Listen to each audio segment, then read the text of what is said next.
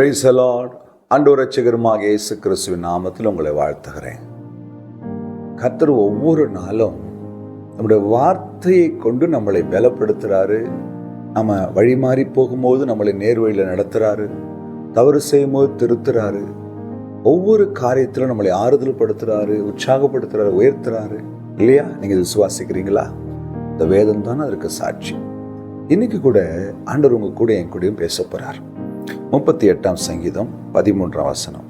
நானோ செவிடனைப் போல கேளாதவனாகவும் ஊமையனைப் போல வாய் திறவாதவனாகவும் இருக்கிறேன். செவிடனை போல இருக்கிறேன், ஊமையனை போல இருக்கேன். சில நேரங்கள்ல இப்படிதான் வாழணும். அல்லேலூயா. இந்த வசனம் உங்களுக்கு புரியல. இதுக்கு மேல இருக்க வசனத்தை நீங்க வீட்டில் வாசித்து பாருங்க. என்னை குற்றப்படுத்துறாங்க, என்னை குறித்து அவதூறு பண்றாங்க, எனக்கு எதிராக எழும்புறாங்க, எல்லாம் செய்யறாங்க. நான் என்ன செய்யணும்?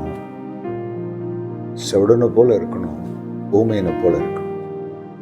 நல்லா கவனிங்க. என்ன அடிக்கடி சொல்ற ஒரு வார்த்தை, நீங்க யுத்தம் செய்தால் கர்த்தர் மௌனமா இருப்பார். நீங்க மௌனமா இருந்தால் கர்த்தர் யுத்தம் செய்வார். நீங்க பேசுனீங்கன்னா அவர் பேச மாட்டாரு.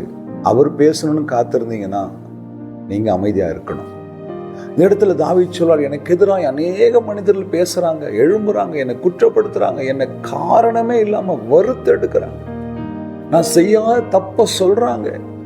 ஏன் பகைக்கிறாங்கன்னே தெரியல, காரணமே இல்லாம பகைக்கிறாங்க, குற்றம் சொல்றாங்க, இல்லாத பொருளாதெல்லாம் கண்டுபிடிக்கிறாங்க, என்னை பார்த்தாலே கடுகடுன்னு இருக்கிறாங்க, எரிஞ்சு விடுறாங்க. என்ன செய்யறதுன்னு தெரியல.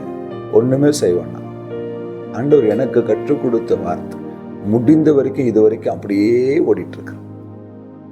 அநேக நேரங்கள் எமோஷனல் ஆகிற நேரம் வரும். அநேக நேரங்கள்ல நல்ல நாலு கேள்வி கேட்கணும்னு தோணும்.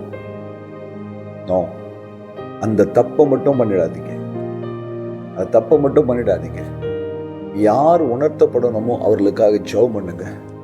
யார் உங்களை காரணமில்லாம குற்றப்படுத்துற அவங்களுக்காக ஜெபம் பண்ணுங்க. கர்த்தர் பேசுவார். அவர் பேசினான்னா அங்கிருந்து பதிலே வராது. நீங்க பேசுனீங்கன்னா 1000 கேள்விகளும் பதில் உங்களை நோக்கி வரும். உங்களால பதில் சொல்ல முடியாது. வேதனைப்படுவீங்க, கண்ணீர் வடிப்பீங்க, உடைஞ்சு போவீங்க, திரும்ப ஓட முடியாது, நின்று போயிடுவீங்க. தாவீது சொல்றாரு, செவிடனை போல இருக்கிறேன், வாய் பேச முடியாத ஊமையனை போல இருக்கிறேன். ஒண்ணு நிச்சயம், பேச வேண்டியவர் எனக்காக பேசுவார். நீங்க வேலை செய்யற இடத்துல காரணமே இல்லாம உங்களை குற்றப்படுத்துறாங்களா, நான் செய்யாத தப்ப சொல்றாங்களா, கவலைப்படாதீங்க. உங்களுக்கு காது கேட்காது, வாய் பேச முடியாது, அப்படியே போங்க. கர்த்தர் உங்களுக்காக யுத்தம் பண்ணுவார், வழக்காடுவார். ஊழியத்தின் பாதையில நான் செய்யாத காரியத்தை சொல்லி என்னை குற்றப்படுத்துறாங்க, காரணமே இல்லாம எங்களை பழி போடுறாங்க, என் உண்மையை சந்தேகப்படுறாங்க. கவலைப்படாதீங்க. கர்த்தர் யுத்தம் பண்ணுவார், வழக்காடுவார். என் வியாபாரத்தில் எனக்கு எதிராக எழும்புறாங்க, நான் பேசணும்னு என் வாயில வார்த்தையை பிடுங்க பாக்குறாங்க, வாயே திறக்காதீங்க. எனக்கு காது கேட்காது, நான் செவிடு. ஆண்டவர் சமூகத்தில் போய் பேசுங்க, ஆண்டவர் சொல்றதை கேளுங்க. அப்புறமேட்டு பாருங்க காரியம் எப்படி மாறும். எப்படி மாறுதுன்னு பாருங்க. என் வேலை ஸ்தலத்தில் எனக்கு எதிராக எழும்பின ஒரு மனிதன், அவனை கேட்குவதற்கு நிறைய கேள்வி இடத்துல இருக்குது. ஆனால் ஆண்டவர் சொல்லிட்டாரு, நீ பேசவே கூடாது. அபாண்டமான பழி என் மேல, செய்யாத ஒரு தப்பு சொன்னான், ஒட்டஞ்சு போன அழுத தேவ சமூகத்தில். என் கண் எதிரே அவன் வெட்கப்பட்டு போவதை கர்த்தர் காண செய்தார்.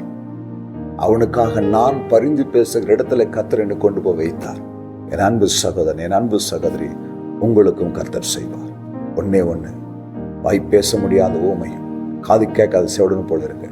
நீங்க எதை பேசுனாலும் ஆண்டவர்கிட்ட பேசுங்க. எதை கேட்கனாலும் அவர் சொல்றதை கேளுங்க. மற்றதையெல்லாம் அவர் பார்த்துக் கொள்வார். இந்த வாசனம் உங்களுக்கு பிரயோஜனமா இருக்குதா? கர்த்தர் உங்க கூட பேசியிருக்காரா? அநேக நேரம் இந்த வார்த்தை எனக்கு நீங்க விசுவாசிக்கிறீங்களா? அப்படியே ஜெபம் பண்ணுங்க, ஒப்பு கொடுங்க. கர்த்தர் இன்றிலிருந்து உங்கள் வாழ்க்கையில மாற்றத்தை கொண்டு வருவார். ஜெபிக்கலாமா? அன்பும் இரக்கமுள்ள நல்ல ஆண்டவரே, இந்த வேலைக்காய் ஸ்தோத்திரம்.